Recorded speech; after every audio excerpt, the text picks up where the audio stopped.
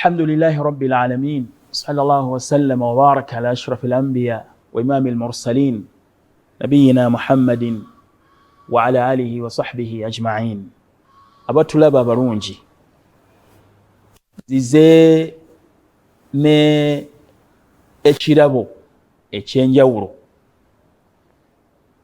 nabbi sallallahu alayhi wasallam kyeyatutegeeza ekyatuweebwa mu nnaku zino 10 ezisooka mu mwezi gwa Dhulhijja, a'zam ayyaami dunya,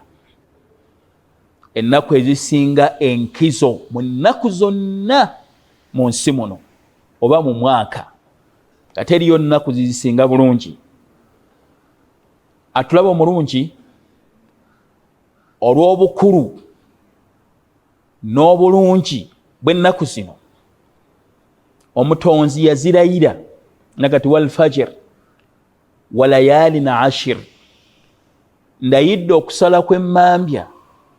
n'ebiro 10. Amanyi bagamba nti ebiro 10 yali ategeeza ennaku 10 ezisooka mu mwezi gwa Dhulhijja. Okulayira kwa Allah subhanahu wa ta'ala oteekeddwa okutegeerako ebintu bisatu. Ekisooka, buli lwalayira ekintu aba ayagala kuzuukusa bitonde eri obukulu bwakyo. Ekyokubiri, buli lwalayira ekintu aba alaga nakyo ekitiibwa kye. Subhanallah. Ekyokusatu, waddembe okulayira kyonna kyaba ayagadde ow'ekitiibwa Allah subhanahu wa ta'ala. Yalayira okusala kw'emmambya n'alayira n'ebiro 10, nga ebiro 10 mu mwezi gwa Dhulhijja emisana waabyo, obudde bwabyo obw'emisana bwe businga ebiro 10 ebisemba mu mwezi gwa Ramadan ebibeerawo mu budde obw'ekiro. Okusinga kuno kuli mu budde bwa misana okw'ebiro 10, so okusinga kwa Ramadan okw'ennaku 10 ebisemba mu mwezi gwa Ramadan kuli mu budde bwa kiro, yenjawulo. Omubaka yagamba Muhammad sallallahu alayhi wasallam ng'ayogera ku nnaku zino mu hadithi ya Ibn Abbas eri mu kitabu kya Bukhari ne Musnad gwa Imam Ahmad ne Abu Dawuda ne Tirmidhi n'abalala, yagamba Nabi sallallahu alayhi wasallam hadithi entuufu eddiŋŋanwa ku bituuti ennaku zino, ma min ayyamin al-amalu as-salihu fihinna ahabbu ila Allah, tewaliyo nnaku nga omulimu omulungi ogukoleddwa mu zo gwagalwa nnyo eri Allah subhanahu wa ta'ala min hadhihi al-ayyaami al-ashr, okwenkanankana n'ennaku zino 10 ezisooka mu mwezi gwa Dhulhijja. Basahaba beewuunya okubanga omulimu okoleddwa mu nnaku zino gusinga Allah gwasinga okwagala okusinga omulimu okoleddwa mu nnaku endala ezisigadde. Faqaalu, ne bamugamba, ya Rasulallah, owange omubaka wa Allah, wala al-jihaadu fi sabilillah, kakubeera okulwana mu kkubo lya Allah, okulwana mu kkubo lya Allah.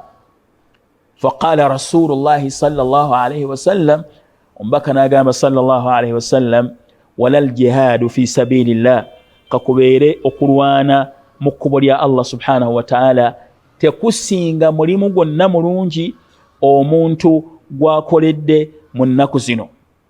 illa, nakola stithna, okujjako rajulun, omusajja, kharaja binafsihi wa maalihi falam yarji' min dhalika bishay'in,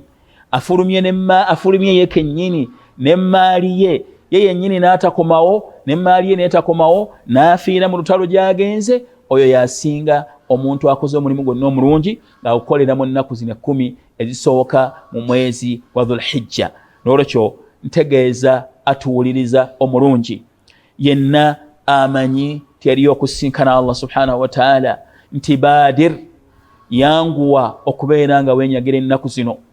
nga okola buli kalimu konna komanyi nti kalungi, kubanga hadithi bwebadde ejja teyawudde mulimu negamba nti mulimu gundi oba mulimu gundi wabula eraze eyogedde ku mirimu egy'enjawulo omuddu gy'asembera nagyo eri Allah subhanahu wa ta'ala nga mirimu emirungi egikubirizibwa okubeera nga omuntu agikola mu nnaku zino mwe muli okusiiba ennaku zino ozitandika okusiiba ennaku zino 10 oba 9 mwezi gwa Dhulhijja ogumu ku mirimu emirungi mulimu okusaddaaka olwairo abantu bannaffe beetaavu bali mu mayumba mulimu okuyisa obulungi abantu mulimu okutendereza Allah nga takbirat Allahu akbar Allahu akbar sahaba bazireetanga mu makubo Abu Hurayra ne Ibn Umar Allahu akbar Allahu akbar Allahu akbar la ilaha illa Allah wallahu akbar Allahu akbar walillahi alhamdu mulimu okusoma Qur'an mulimu emirimu egy'enjawulo teweerabira mwana wattu tugokyayina omukisa ogusobola okubeera nga oyongerako waliwo abantu abalala abatakyasobola kubeera nga bongerako nga bejjusa lisinga ennaku zino bazikozesa nga bateekeddwa zikozesa ma min mayit illa nadima tewaliwo mufu yenna okujjako yejjusa bw'aba teyakola bulungi yejjusa olw'okuba teyasobola kubeera nga yeenenyere Allah subhanahu wa ta'ala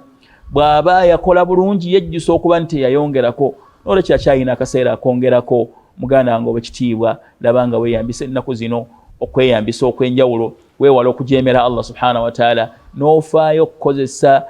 akaseera akatono akazirimu wa barakallahu fikum wa jazakumullahu khairan assalamu alaikum wa rahmatullahi wa barakatuh